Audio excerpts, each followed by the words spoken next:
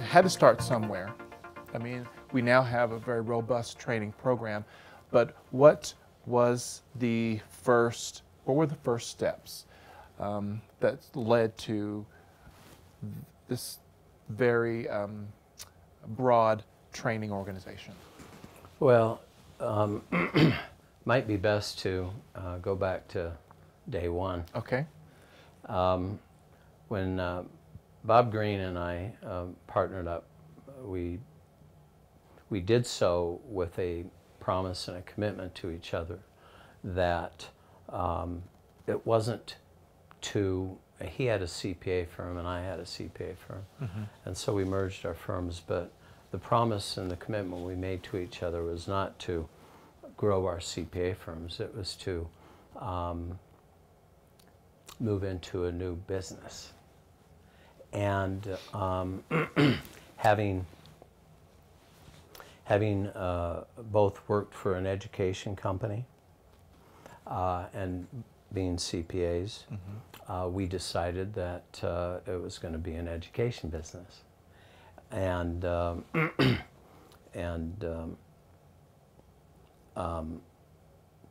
so we kind of went from there. One of the first steps was deciding where we wanted to focus our education. And back in the very beginning, we had a day-long meeting. Actually, it was at a downtown hotel in a room very much like this. And we went into that meeting with a definite determination to plan out the next 10 years of our careers together.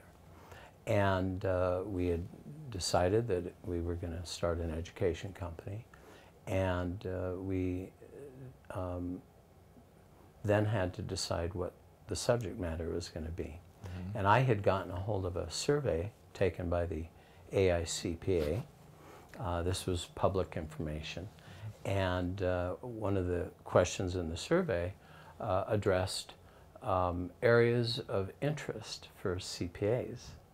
And the area that got the highest marks was business valuation. 54% of the respondents, there were 2,700 respondents to the survey, 54% said that they were interested in business valuation.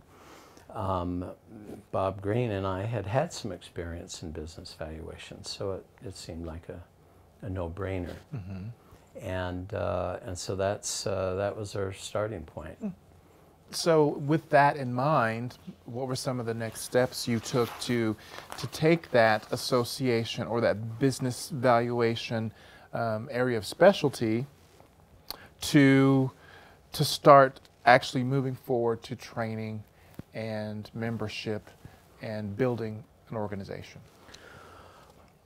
In the beginning, we kind of froze. We had made all these plans, but moving into an education business and building an education business was, and how to get started and move forward was very much outside of our comfort zone. We had combined our CPA practices, and they were reasonably successful. And so after that meeting, we kind of went back into our comfort zone. And 6 months passed.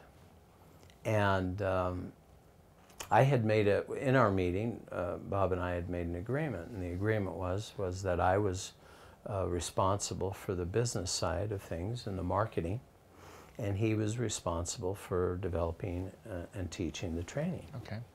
So 6 months had passed and nothing was happening, and I'd poke my head in Bob's office and say, well, how are you coming with the training? And he'd say, well, I haven't started. And he'd say, how are you coming with the marketing? Right. I'd say, well, I haven't started. And so anyway, I just kind of says, I got to bite the bullet, got to start somewhere. So I went about doing what I thought needed to be done. I developed, we had talked about a 2-day course, and we had even come up with the title of it, and it was Business Valuations, Fundamentals, Techniques, and Theory. Which still exists today. Which still exists today. It's our core training. It's the foundation of all of our training that we've developed since. And so I just went about putting together a program. I pulled together and drafted a 4-page marketing piece. I identified 3 locations in America to teach the program, and located hotels and meeting rooms and all of that, and established pricing for the course, and then I had to go about marketing it, and I looked at our budget and figured that we could afford to mail out about 15,000 flyers, 5,000 to each location. Okay. And so the next step was, okay, I need a list. Right. And that was interesting, and I didn't know how to go about doing that.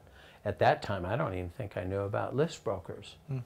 So I went to the public library, and I got phone books from all these locations, and I took photocopies of the sections of the phone books were CPAs, and also we marketed to business brokers. So I took those and I made copies of them, brought them back to the office, and had our secretary put those lists into a spreadsheet, and that was how I developed my list back then. That was 25 years ago, over 25 years ago.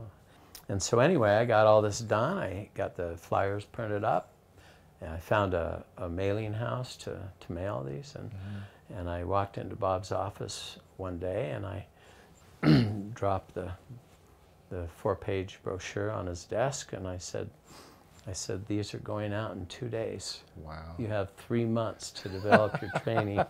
You did your part. I've done my part, yes. Yeah, isn't it incredible, though, that particularly in the short span of 25 years, how you went from gathering prospects from phone books to now competing with such the world of media and marketing, and it's just a completely different paradigm. Yeah, it's changed drastically. Yeah. Drastically over the last 25 years. I mean, back in those days, and I really don't, I kind of hate to date myself, but at that time we did have computers, but that was relatively new technology. Sure. Yeah. And things were quite archaic. Our most common way of communicating with people was faxes. Yeah. Wow. That's and mail. we've And come mail. a long way. Yeah. And so everything was mail back in those days. And so anyway, that was how we got our started. So that was the education. The idea of an association came later. Okay.